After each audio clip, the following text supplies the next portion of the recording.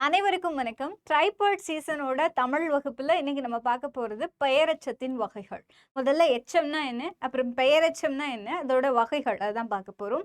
இது ஏன் ரொம்ப இம்பார்ட்டன்ட் அப்படின்னா, நீங்க சிலபஸ்ல பார்த்தீங்கன்னா, செப்பரேட்டா பெயரெச்சத்தின் வகைகள்னா என்ன? அப்படிங்கிற மாதிரி ஒரு டைட்டில் குடுத்துருக்காங்க இல்லையா? ஸோ இதோட வகைகள் தொடர்பான கேள்விகள் தொடர்ச்சியாக கேட்கப்படும். இது ரொம்ப இலகுவானது தான். பெயரெச்சம் எப்படி கண்டுபிடிக்கிறது? அது எந்த வகையை சேர்ந்தது? பெயரெச்சம் இதுல எங்க இருக்கு? அப்படிங்கிறத கண்டுபிடிக்க தெரிஞ்சாலே அதோட வகைகள் தெரிஞ்சாலே உங்களால இந்த மாதிரியான கேள்விகளுக்கு பதில் அளிச்சிட முடியும். ரீசெண்டா நடந்த குரூப் 4 குரூப் 2 கொஸ்டின்ஸ்ல எல்லாம் பெயரெச்சத்தின் வகைகள் தொடர்பான கேள்விகள் வெளிப்படையாகவே கேட்கப்பட்டிருந்தது நம்மளால பார்க்க முடியும். அதனால பெயரெச்சம் அவற்றின் வகைகள் அது தொடர்பான வகுப்பு தான் இன்றைக்கான வகுப்புல நம்ம பார்க்க போறோம். முதல்ல எச்சம் அப்படின்னா என்ன அப்படிங்கிறத பார்க்கலாம். ஒரு பொருள் முற்று பெறாமல் நிக்குதுன்னு வச்சுக்கோங்களேன். முழுமையடையாத முற்று பெறாமல் நிற்கிற வினை சொற்களை நம்ம பொதுவாக எச்சம் அப்படின்னு சொல்லுவோம். ஏன் இது வினைச்சொல் அப்படின்னு கேட்டீங்கன்னா, வினைச்சொல்லை மையமாக கொண்டுதான் பெயரெச்சம், வினையெச்சம் இந்த மாதிரியான எல்லா முற்றெச்சம் அது எல்லாமே வரும். ஓகேவா? ஏதோ ஒரு வினைச்சொல் முழுமையடையாமல் பொருள் முழுமையடையாமல் ஏதாவது ஒரு வார்த்தைக்காக காத்திருக்கும். தனியா அந்த வார்த்தை நிற்கும். இன்னொரு வார்த்தையோட வந்தாதான் அது முழுமையடையும். அந்த வர்ற வார்த்தை ஒரு பெயராக இருக்கலாம், இல்லை இன்னொரு வினைச்சொல்லாக இருக்கலாம், ஏதாவதாக இருக்கலாம். ஆனால் இன்னொரு வார்த்தை வந்தால்தான் முழுமையடையும், அது வரைக்கும் நான் தனியாக தான் நிற்பேன் அப்படின்னு தனியாக நிற்கிற ஒரு வார்த்தையை நம்ம எச்சம் அப்படின்னு சொல்லுவோம். பொருள் முழுமை அடைஞ்சிருக்காது. அதை நீங்கள் பார்த்தீங்க அப்படின்னா பொருளில் ஒரு முழுமை இருக்காது, அப்படியே எஞ்சி நிற்கும். அதனால தான் அந்த அந்த வார்த்தைக்கு பேர் எச்சம். எஞ்சி நிற்பதால் தான் அதுக்கு பேர் எச்சம். சரிங்களா? பொருள் முற்று பெறாத முழுமையடையாத வினை சொல்ல நம்ம எச்சம் அப்படின்னு சொல்றோம்.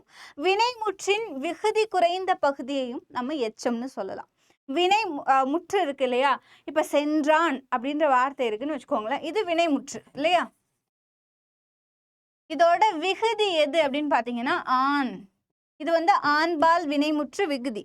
இந்த விகுதி இல்லாமல் எஞ்சி இருக்கிற வார்த்தை என்ன? சென்ற. இது எச்சம் அப்படின்னு ஒரு டெஃபினிஷன் கொடுக்குறாங்க. ஒரு வினைமுற்றின் விகுதி இல்லாத பகுதி இருக்கு இல்லையா? விகுதி இல்லாத பகுதி. ஆடினாள் அப்படின்னு ஒரு வார்த்தை இருக்குன்னு வச்சுக்கோங்களேன். இதுல ஆள் அந்த வார்த்தையை நீங்க நீக்குறீங்க, அதுதான் விகுதி. அந்த விகுதி இல்லாமல் ஆடி அப்படின்னு ஒரு வார்த்தை எஞ்சி நிற்குது இல்லையா? அந்த எஞ்சி நிற்கிற வார்த்தையை தான் நம்ம எச்சம்னு சொல்றோம். இது பொருள் முழுமை அடையாமல் இருக்கும். இதுக்கு பொருள் இல்லை. ஆடி அப்படின்னா அப்படியே நிற்கிது.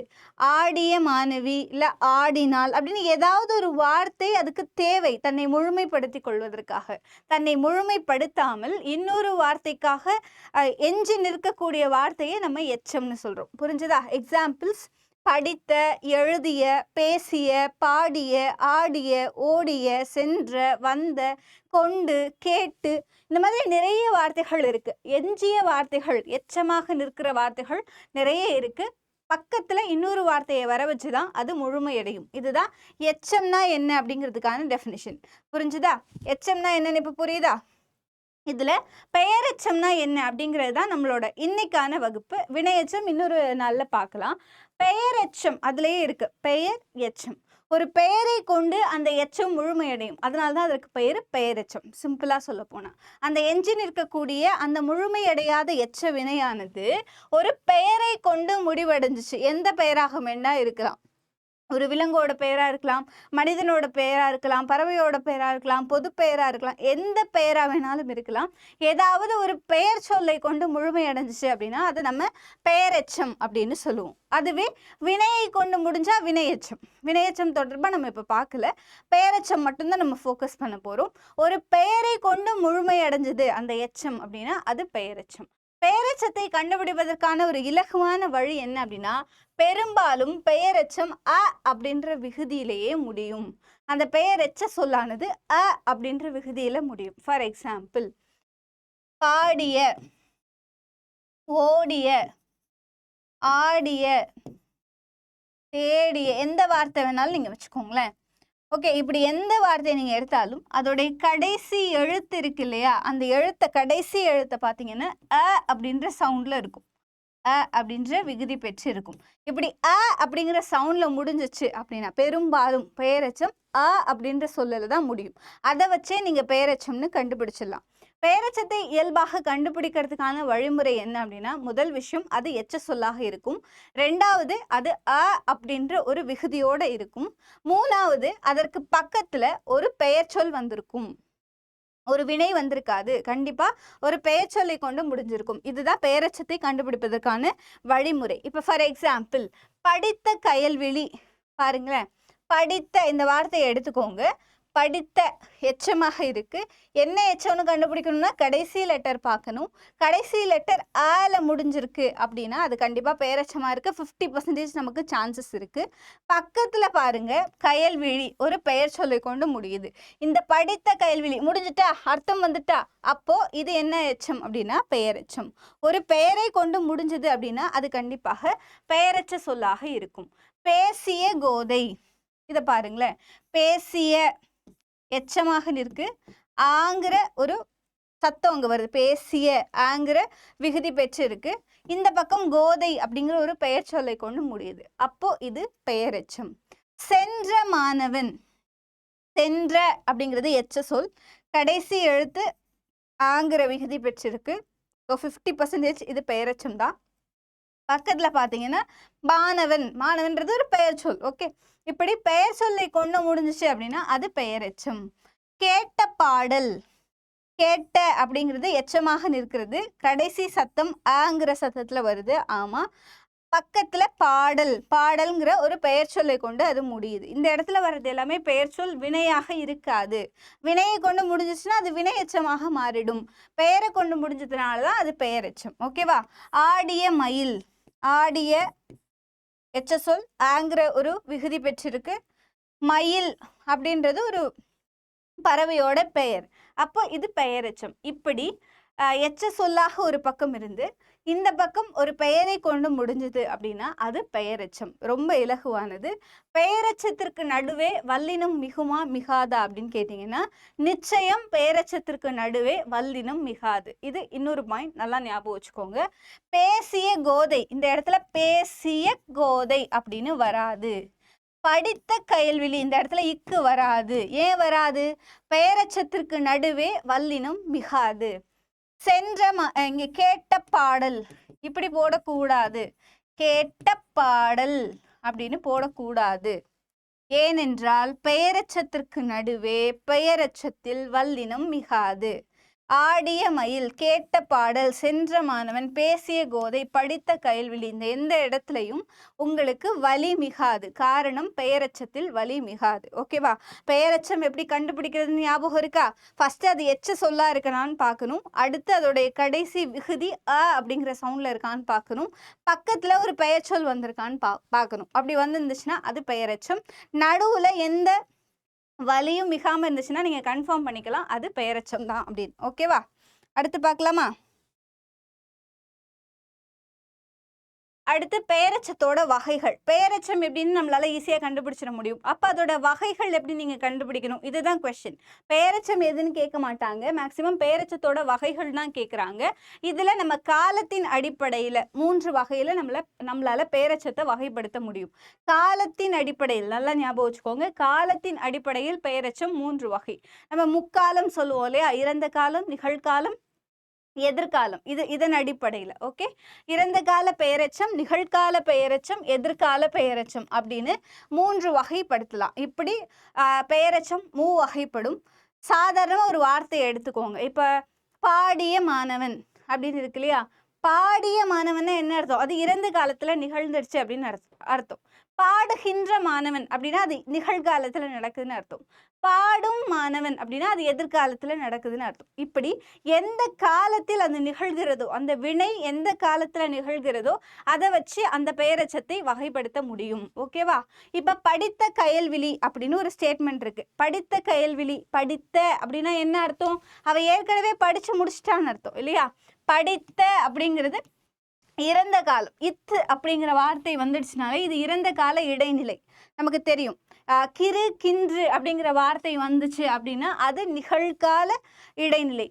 அப்படின்ற சவுண்ட் இங்க வந்துச்சு அப்படின்னா அது எதிர்காலத்தை குறிக்கிறது. ஸோ படித்த கயல்விழி அப்படின்னா அவ ஏற்கனவே படிச்சு முடிச்சுட்டா, அது இறந்த காலம். படிக்கின்ற கயல்விழி அப்படின்னா இப்ப படிச்சுட்டு இருக்கா, நிகழ்காலம். படிக்கும் கயல்விழி அப்படின்னா ஃபியூச்சர்ல அவ படிப்பா. ஓகேவா? அப்போ அது எதிர்காலம். இப்படி காலத்தை அடிப்படையில் அந்த செயல் எந்த காலத்தில் நிகழ்கிறதோ அதன் அடிப்படையில நம்ம 3 வகைப்படுத்தலாம் பெயரெச்சத்தை. கிளியரா? அடுத்து சில எக்ஸாம்பிள்ஸ் பார்ப்போம். சென்ற கண்ணன், செல்கிற கண்ணன், செல்லும் கண்ணன். சென்ற அப்படின்னா அது ஏற்கனவே போயிட்டான். ஓகே, அது இறந்த காலம். செல்கிற இப்போதான் போயிட்டு இருக்கான். ஸோ நிகழ்காலம். செல்லும் கண்ணன் நாளை செல்வான், இல்லை நாளை மதுரை செல்லும் கண்ணன், இல்லை நாளை மதுரை செல்லும் முதல்வர், அப்படிலாம் நம்ம சொல்றோம் இல்லையா? செல்லும் அப்படின்னா என்னன்னா ஃபியூச்சர்ல நடக்க போறது. வந்த பையன், வருகின்ற பையன், வரும் பையன். இப்படி 3 காலத்துக்கும் நம்ம இது என்ன பெயரெச்சம் அப்படின்னு கேட்பாங்க. இது இறந்த கால பெயரெச்சம். வருகின்ற பையன் எந்த கால பெயரெச்சம்னு கேட்பாங்க.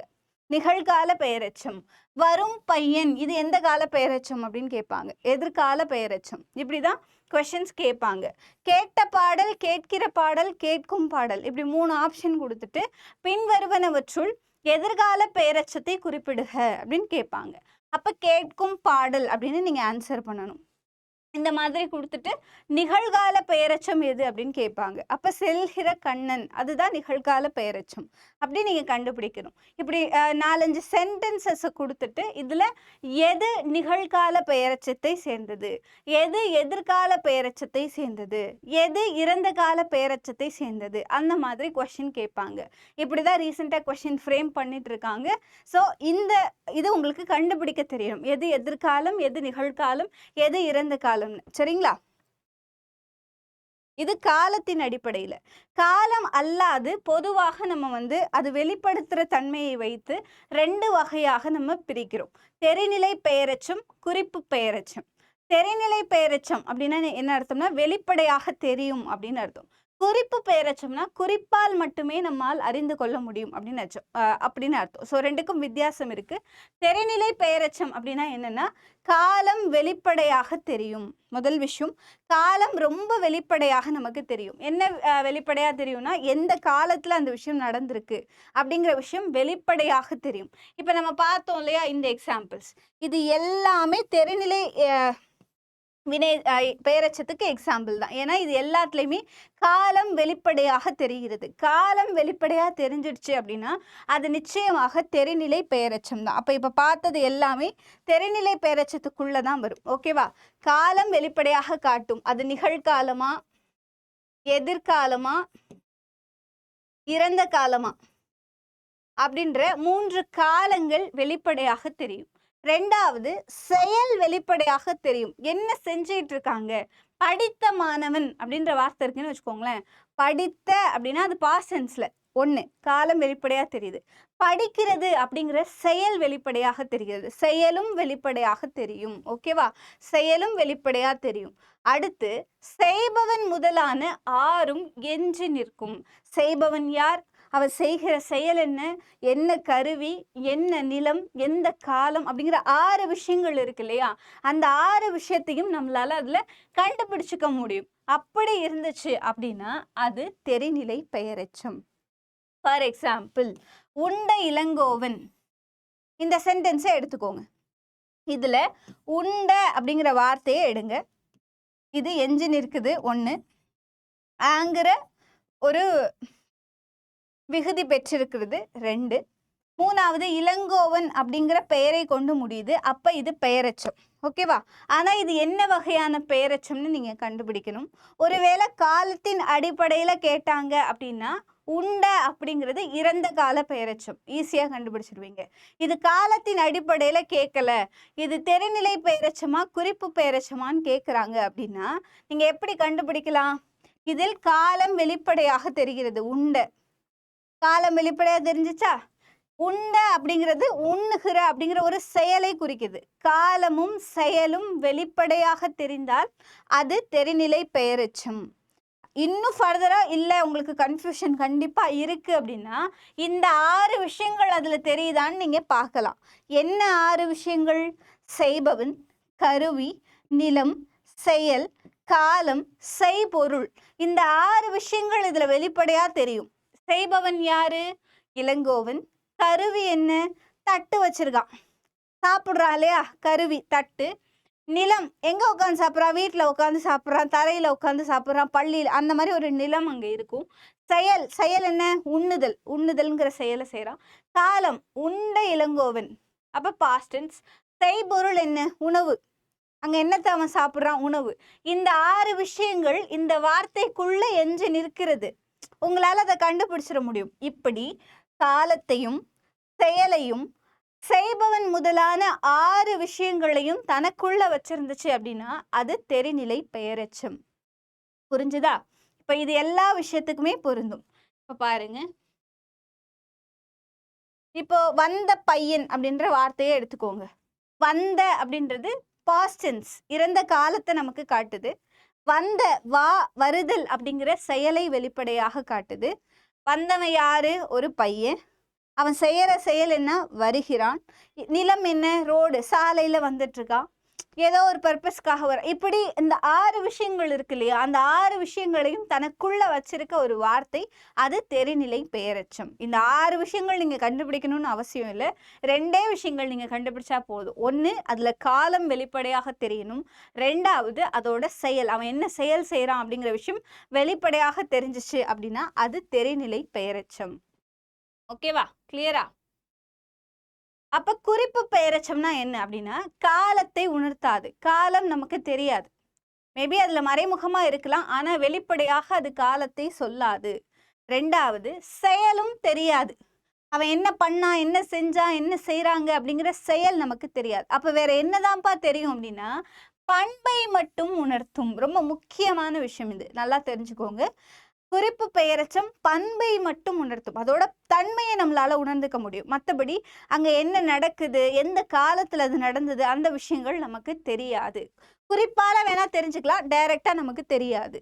உடன்பாடு மற்றும் எதிர்மறையில் வரும். இந்த தெரிநிலை பெயரெச்சம் இருக்கு இல்லையா, இதுவுமே உடன்பாட்டிலும் வரும், எதிர்மறையிலும் வரும். உண்ட இளங்கோவன், உண்ணாத இளங்கோவன், அதுவுமே காலத்தை காட்டுகிறது. எல்லா விஷயத்துக்கும் பொருந்தும்.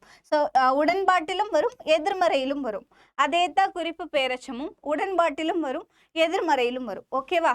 இப்போ நல்ல பையன் அப்படிங்கிற வார்த்தை இருக்கு. இதுல நல்ல அப்படிங்கிற வார்த்தை இருக்கு இல்லையா, இது ஒரு பெயரெச்சம் தான். சவுண்ட்ல இருக்கு இல்லையா, முதல் விஷயம்.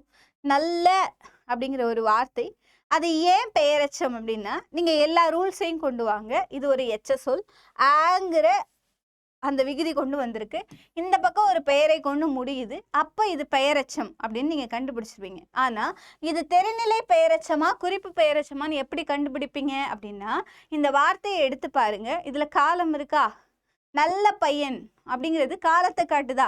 அவன் இன்னைக்கு நல்ல பையனா இருந்தானா, இல்ல நாளைக்கு நல்ல பையனா இருப்பானா, இல்ல நேத்து நல்ல பையனா இருந்தானா, எதுவும் நமக்கு தெரியல இல்லையா, இல்லையா. இந்த நல்ல பையன் அப்படிங்கிற வார்த்தைக்குள்ள எந்த காலமும் இல்லை. ஏதாவது செயல் இருக்கா, அவன் செய்த செயல் ஏதாவது இருக்கா, இல்ல. நல்ல அப்படிங்கிறது ஒரு குணம், ஒரு பண்பு. இப்படி காலத்தையும் செயலையும் உணர்த்தாமல் பண்பினை மட்டும் உணர்த்துச்சு அப்படின்னா அது குறிப்பு பெயரெச்சம். இதற்கு எதிர்மறை என்ன, தீய பையன். நல்ல பையனுக்கு ஆப்போசிட் என்ன, தீய பையன். உடன்பாட்டிலும் வரும், எதிர்மறையிலும் வரும். இப்ப சிறிய கடிதம், இந்த வார்த்தையை எடுத்துக்கோங்க. சிறிய அந்த வார்த்தையை எடுங்க, விகுதியில முடிஞ்சிருக்கு, எச்சமாக நிற்குது, ஒரு பெயரை கொண்டு முடியுது, அப்ப இது பெயரெச்சம். ஆனா இதுல காலம் இருக்கா, எப்போ இந்த சிறிய கடிதம், அப்ப அது சிறிய கடிதமா இருந்துச்சு, இப்போ இது சிறிய கடிதமா இருக்கா, இல்ல நாளைக்கு அது சிறிய கடிதமா மாறுமா, நமக்கு தெரியாது. காலம் அதில் வெளிப்படையாக தெரியல. அதுல செயல் ஏதாவது இருக்கா, சிறிய அப்படிங்கிற சொல் ஏதாவது செயலை குறிக்குதா அப்படின்னா இல்லை, அது செயலையும் குறிக்கல. பண்பு, சின்ன கடிதம், அது வந்து குட்டியான கடிதம் அப்படிங்கிற அதோடைய தன்மையை விளக்குகிறது. இப்படி காலத்தையும் செயலையும் விளக்காமல் அதோடைய தன்மையை மட்டும் விளக்குனுச்சு அப்படின்னா அது குறிப்பு பெயரெச்சம். ஓகேவா? இதற்கு ஆப்போசிட் பெரிய கடிதம், உடன்பாட்டிலும் வரும், எதிர்மறையிலும் வரும். ஓகேவா? புதிய பாடம், நல்லா பாருங்க. புதிய என்ன சத்தத்துல வருது, சவுண்ட் வருது. புதிய அப்படின்றது ஒரு எச்ச சொல், பாடம் அப்படிங்கிற ஒரு பெயர் சொல்லை கொண்டு முடியுது. இப்படி முடிஞ்சிச்சு அப்படின்னா அது பெயரெச்சம், குறிப்பு பெயரெச்சம் அப்படின்னு இதை நம்ம சொல்லுவோம். புதிய பாடத்திற்கு ஆப்போசிட் பழைய பாடம், நமக்கு தெரியும் இல்லையா, புதிய பாடம், பழைய பாடம். புதிய அப்படின்றது அதோடைய தன்மை, அதோடைய பண்பை குறிக்குது. புதுசு அப்படின்ற ஒரு பண்பை குறிக்குது. அழகிய கவிதை, அழகிய கவிதை இந்த வார்த்தையை எடுத்துக்கோங்களேன். அழகிய சவுண்ட்ல முடிஞ்சிருக்கா? அழகிய எச்சமா நிக்குதா? ஒரு பெயர் சொல்லி கொண்டு முடியுதா? அப்ப இது பெயரெச்சம். ஆனா என்ன வகையான பெயரெச்சம்? அழகியங்கிறது ஒரு வினை சொல். அந்த அந்த வினையையோ அந்த செயலையோ நமக்கு சொல்லல. அழகியங்கிறது காலத்தை நமக்கு குறிக்கல, குறிப்பால கூட அது உணர்த்தல. எப்ப அது அழகிய கவிதையா இருந்துச்சுன்னு நமக்கு தெரியாது இல்லையா? இப்படி காலத்தையோ செயலையோ உணர்த்தாமல் அழகிய அப்படிங்கிற பன்மை மட்டும் உணர்த்துனுச்சு அப்படின்னா இது குறிப்பு பெயரெச்சம். அழகில்லாத கவிதை அப்படின்றது அதுக்கு ஆப்போசிட். ஸோ நேர்மறையிலும் வருது, எதிர்மறையிலும் வருது. இப்படி காலத்தையும் செயலையும் உணர்த்தாமல் பன்மை மட்டும் நமக்கு உணர்த்துனுச்சு அப்படின்னா அது குறிப்பு பெயரெச்சம். காலத்தையும் செயலையும் வெளிப்படையாக உணர்த்தினால் அது தெரிநிலை பெயரெச்சம். பின்வருவனவற்றுள் தெரிநிலை பெயரெச்சத்தை கண்டறி அப்படின்னு கொடுத்துட்டு உண்ட இளங்கோவன், அழகிய கவிதை, தீய பையன், நல்ல மாணவன் இப்படின்னா ஆப்ஷன் கொடுப்பாங்க. அப்ப நீங்க எது தெரிநிலை பெயரெச்சம் அப்படின்னு கண்டுபிடிக்கணும் இல்லையா? பின்வரும் கூற்றுகள் தவறானதை தேர்ந்தெடு அப்படின்னு சொல்லிட்டு கூற்றுகள் கொடுப்பாங்க. தெரிநிலை பெயரெச்சம் காலத்தை காட்டாது, செயலை மட்டுமே காட்டும் அப்படின்னு கொடுப்பாங்க. அப்போ எது தப்பு அப்படிங்கறத நீங்க கண்டுபிடிக்கணும். காலத்தை காட்டினால் அது தெரிநிலை பெயரெச்சம், காலத்தை காட்டலைன்னா அது குறிப்பு பெயரெச்சம். இந்த கிளாரிட்டி உங்களுக்கு ரொம்ப முக்கியம். ஓகே, அடுத்து எதிர்மறை பெயரெச்சம். இப்போ நம்ம பார்த்தது தெரிநிலை பெயரெச்சம், குறிப்பு பெயரெச்சம். அது இல்லாம சில ஃபர்தரான வகைகள். எதிர்மறை பெயரெச்சம் ரொம்ப முக்கியம். ஈறுகெட்ட எதிர்மறை பெயரெச்சம் அதை விட ரொம்ப முக்கியம். சரிங்களா? எதிர்மறை பெயரெச்சம்னா என்ன அர்த்தம் அப்படின்னா ஒரு வார்த்தைக்கு எக்ஸாக்டான ஆப்போசிட்டான வார்த்தை. இந்த ஒரு இடத்துல நான் ஒரு விஷயம் சொல்ல விரும்புறேன். இந்த தெரிநிலை பெயரெச்சம் பார்த்தோம் இல்லையா? அதே மாதிரி குறிப்பு பெயரெச்சத்திலும் வல்லினம் மிகாது. நல்லா ஞாபகம் வச்சுக்கோங்க. குறிப்பு பெயரெச்சத்திலும் வல்லினம் மிகாது. இங்க பாருங்களேன், பெரிய கடிதம் போட்டிருக்கேனா? பழைய பாடம் போட்டிருக்கேனா? போடல. ஏன் போடல? நல்ல பையன் ஏன் இப்ப போடல? சிறிய கடிதம் ஏன் இக்கு போடல? காரணம் என் அழகிய கவிதை ஏன் இக்கு போடல? இந்த இடத்துல எல்லாம் ஏன் புள்ளி வைக்கல அப்படின்னா குறிப்பு பெயரெச்சத்திலும் வலி மிகாது. குறிப்பு பெயரெச்சத்திற்கு நடுவுல வலி மிகாது. பெயரெச்சத்துல எந்த இடத்துலையுமே வலி மிகாது. ஒரே ஒரு இடத்துல மட்டும்தான் வல்லினம் மிகும். அது என்னன்னு நம்ம பார்க்கலாம். பட் பெயரெச்சத்திலையும் வல்லினம் மிகாது, தெரிநிலை பெயரெச்சத்திலும் வல்லினம் மிகாது, குறிப்பு பெயரெச்சத்திலும் வல்லினம் மிகாது, நிகழ்கால எதிர்கால இறந்த கால எந்த பெயரெச்சத்திலும் வல்லினம் மிகாது. இப்ப நம்ம பார்க்கிற எதிர்மறை பெயரெச்சத்திலும் வல்லினம் மிகாது. சரிங்களா? எதிர்மறை பெயரெச்சம்னா என்னன்னா ஒரு பெயரெச்சத்தின் எதிர்மறை. இப்ப உண்ட இளங்கோவன் பார்த்தோம் இல்லையா? உண்ணாத இளங்கோவன் அதுதான் எதிர்மறை பெயரெச்சம். படித்த பையன், படிக்காத பையன். உண்ட இளங்கோ, உண்ணாத இளங்கோ. பார்த்த படம், பார்க்காத படம். ஓடிய குதிரை, ஓடாத குதிரை. தீர்ந்த காதல், தீராத காதல். ஸோ இதுதான் இந்த வார்த்தைகள்லாம். சரிங்களா? ஸோ அந்த வார்த்தைக்கு அப்படியே ஆப்போசிட்டான வார்த்தை. இதைத்தான் நம்ம என்னன்னு சொல்லுவோம் அப்படின்னா எதிர்மறை பெயரெச்சம் அப்படின்னு சொல்லுவோம். இந்த பெயரெச்சம் இருக்கு இல்லையா? படித்த பையன் இது வந்து தெரிநிலை பெயரெச்சம். உண்ட இளங்கோ தெரிநிலை பெயரெச்சம். பார்த்த படம் தெரிநிலை பெயரெச்சம். ஓடிய குதிரை தெரிநிலை பெயரெச்சம். தீர்ந்த காதல் இது எல்லாமே தெரிநிலை பெயரெச்சம் இல்லையா?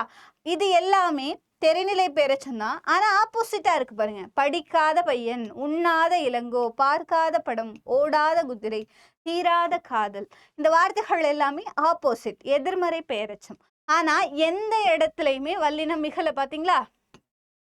வல்லினம் ஏன் மிகல? ஓடாத குதிரை போட்டிருக்கமா? தீராத காதல் போட்டிருக்குமா? இல்ல. காரணம் என்ன அப்படின்னா எதிர்மறை பெயரெச்சத்திலும் வலி மிகாது. ரொம்ப முக்கியமான விஷயம். ஏன்னா இந்த மாதிரி தான் நீங்க சந்திப்புழைகளை நீக்கணும். ஒரு விஷயம் நல்லா தெரிஞ்சுதான் எதிர்மறை பெயரெச்சம் இது, அதனால இந்த இடத்துல வலி மிகாது, இந்த இடத்துல கொஸ்டின்ல வந்திருக்கு, ஸோ இது ஆன்சர் கிடையாது அப்படின்னு உங்களுக்கு கண்டுபிடிக்க தெரியணும். பேசிக்கான விஷயங்கள் தெரிஞ்சா மட்டும்தான் அந்த சந்திப்புழைகளை நீக்குதல் அந்த மாதிரியான கேள்விகளை உங்களால பதிலளிக்க இலகுவாக இருக்கும். சரிங்களா? ஸோ இது எதிர்மறை பெயரெச்சம். அப்போ எந்த பெயரெச்சத்திலையுமே மிகாதா அப்படின்னு கேட்டீங்கன்னா இவர் ஒருத்தர் மட்டும்தான். ஒரு ஒரு பிளாக் ஷீப் இவர்கிட்ட மட்டும்தான் நமக்கு என்ன கேர்ஃபுல்லாக இருக்கணும் அப்படின்னா இந்த இடத்துல மட்டும்தான் நமக்கு வலிமிகும். அதனால இந்த இடம் மட்டும்தான் நம்ம ரொம்ப கேர்ஃபுல்லாக இருக்கணும். இப்போ எதிர்மறை பெயரெச்சம்னா என்னன்னு பார்த்தோம் இல்லையா? உண்ணாத இளங்கோவன், ஓடாத குதிரை, பாடாத பாடல், பார்க்காத படம், இந்த மாதிரி அந்த வார்த்தைகள் இவையெல்லாம் எதிர்மறை. ஈறுகெட்ட எதிர்மறைனா என்ன அர்த்தம்னா இந்த வார்த்தையோட இறுதி கெட்டு போகும்னு அர்த்தம். ஈறுனா இறுதின்னு அர்த்தம். அப்ப இந்த பெயரெச்சத்தோட கடைசி இருக்கு இல்லையா, ஈறு கெட்டு போகும் அப்படின்னு அர்த்தம். அந்த இறுதி எழுத்து கெட்டு போகும். இப்ப ஓடாத குதிரை அதோட கடைசி எழுத்து போயிடுச்சுன்னா அந்த என்ன வார்த்தை? ஓடா குதிரை அப்படின்னு ஆயிடும். தீராத காதல் கடைசி எழுத்து போயிடுச்சுன்னா தீரா காதல். மாறாத பேச்சு கடைசி எழுத்து போயிடுச்சுன்னா மாறா பேச்சு. பேசாத மடந்தை கடைசி எழுத்து போச்சுன்னா பேசா மடந்தை. வாராத கடன் கடைசி எழுத்து போச்சுன்னா வாரா கடன். அழியாத புகழ் கடைசி லெட்டர் போச்சுன்னா அழியா புகழ். இப்படி கடைசி எழுத்து காணாம போச்சு அப்படின்னா அதை நம்ம ஈறு கெட்ட எதிர்மறையான வார்த்தைகள்ல மட்டும்தான் இது நடக்கும். அதனால ஈறுகெட்ட எதிர்மறை பெயரெச்சம் அப்படின்னு சொல்றோம். பெயரெச்சம் அதுல ஆப்போசிட்டா உள்ளது எதிர்மறை பெயரெச்சம். அந்த ஆப்போசிட்டான வார்த்தையிலேயே கடைசி எழுத்து காணாமல் போச்சு அப்படின்னா அது ஈறுகெட்ட எதிர்மறை பெயரெச்சம். ஈறுகெட்ட எதிர்மறை பெயரெச்சம் ஏன் முக்கியம் அப்படின்னா அதோட கடைசி லெட்டருக்கு அப்புறம் காணா போன ஒரு எழுத்துக்கு பதிலாக வல்லினம் வந்து உட்காரும். ஓகேவா?